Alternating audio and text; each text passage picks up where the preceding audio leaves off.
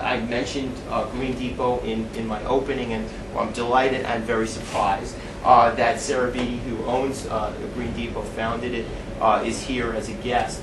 And I think she speaks to exactly what you're talking about. How do you present a value proposition in the green supply chain? How do you make it understandable to the consumer and deploy that value proposition to your benefit? And how do you educate your consumer? One of the things Sarah did, and then she can just introduce herself. One of the things Sarah did that's phenomenal is before they did all this great rollout of Green Depot, what they did was spend a lot of money, time, and resources on a real filter. And I know you try to present as a resource the Green Restaurant Association and others, but a filter that really makes sure what is the environmental consumption of a product and what's the value proposition. And people are looking for that as well. You're right, not only do I need to know that that cardboard is waterproof, but if I'm going to buy into this value proposition, yes, I want to know it's affordable, but who are you? What's your seal? What's your standard?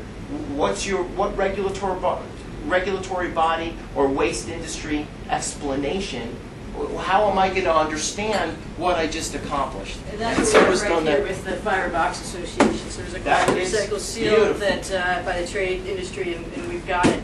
So we're really at the stage of what Pete's doing is getting on the ground and showing these workers. Which is great, but Steve's point is really good because we all know that doesn't have anything to do with corrugated what the Firebox Association is. So if you're a recycler, you know if you see that seal, you can recycle. But I'm not sure that a restaurateur will know whether that makes any difference. Sure.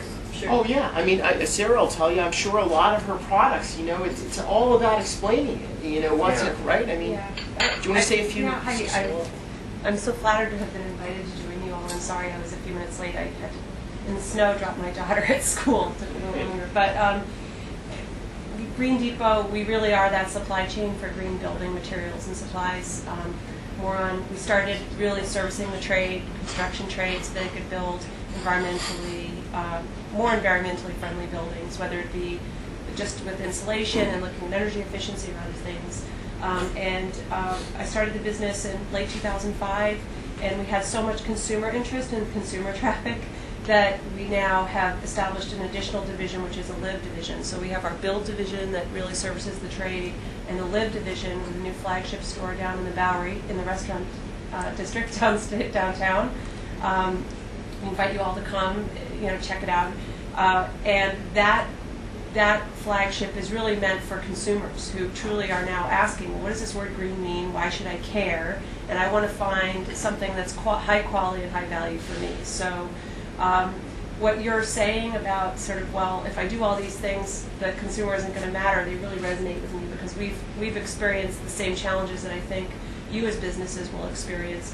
The one thing I do know is I never would have opened a Live store if there weren't so many customers, direct customers walking in asking for it, which showed me that there is an underserved marketplace here, and there's a shift occurring in the marketplace where more and more people are getting turned on. And actually, Steve and I have talked a lot. I found it amazing. I think in many ways the food industry is so much, you guys are so much more developed than the building and construction space, that all of our customers are the ones that are thinking about how they eat and asking what's on the label. And that's a very compelling, it's a very compelling point. Yeah. People think construction and building are ahead, and in some ways they are way ahead of F&B because of LEED laws and regulations. So there's somewhere to go to say, okay, well, here's the rules, here are the guidelines. That's missing in food and beverage. On the other hand, Sarah and others have now bridged that driving force with the consumer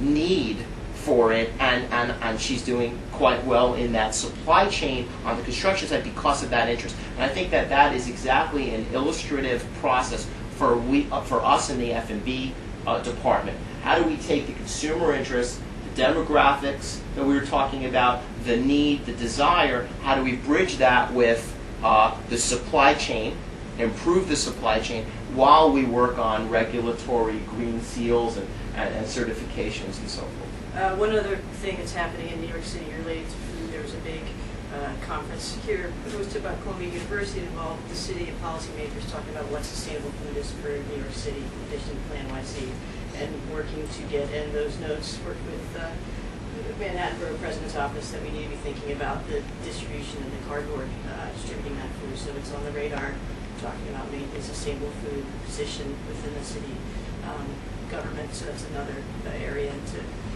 that we're working on. Let's continue to move around the room.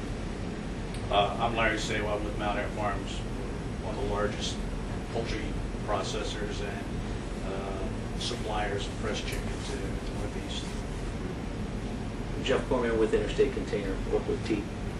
And I'll just say we've been real lucky to have Larry and Mount Air kind of be our guinea pig through the process, and you know, they've shown caring to get this done, and allowed us to get in their facility and try different things, and from everything to, you know, you don't know what problems you're going to run into until you start in it. And you know, we started making a recyclable box. We never thought there'd be a glue problem, which took about 10 weeks of painstaking glue trials to find a glue that we're going to have one developed. Inks had to change, things had to change to make it done, but they've been fantastic through the process. And you know, as we look for more partners and pulling it through, you know, because we tend to deal with more of the middle people, the Hunts Points of the world.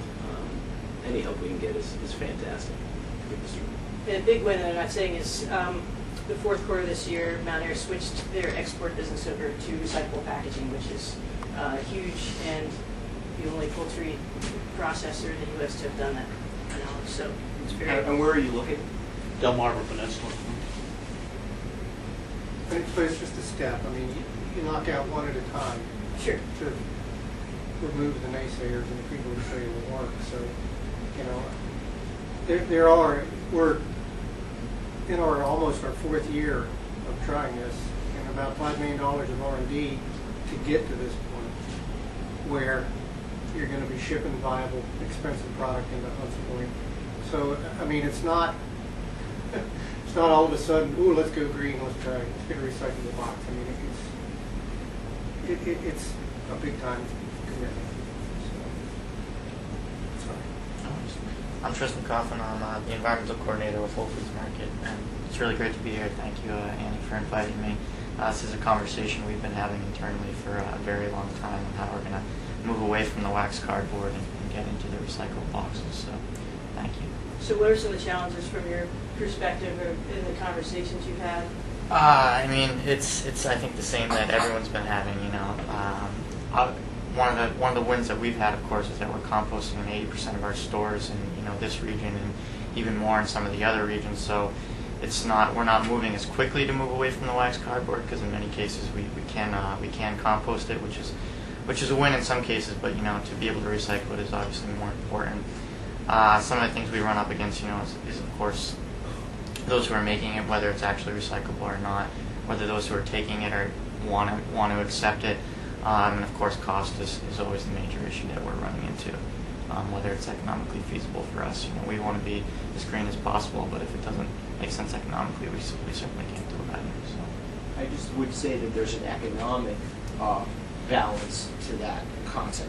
Even if we could all afford to compost, and even if we could withstand the argument, and some would say you can't, but maybe you can, compost the wax-coated cardboard. Even if we had that solved and it was inexpensive and it was attainable, I would argue that it's not, but let's assume we could. The EDC had a green mapping event. Sarah was there as well.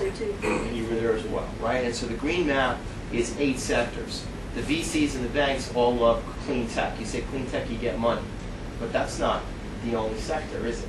And when you talk about realistic job creation, realistic fostering of an emerging green economy, if you at Whole Foods and elsewhere, other large companies, don't do all this really great concepts of composting, and you recycle, now that's going into a supply chain that's fueling economic growth and jobs. And don't go by me, Play Yesterday, Meet the Press, or, just you name it. That's what the whole world is talking about. That's supposed to help us, save us from this economic disaster we're in, cultivating new opportunity. and this is. So you can take those boxes, and they're not wax coated, and you put them back into a waste stream and a carting cycle and a recycle thing. They translate to money and jobs, and I think that's another big part of the value proposition. You're right. I mean,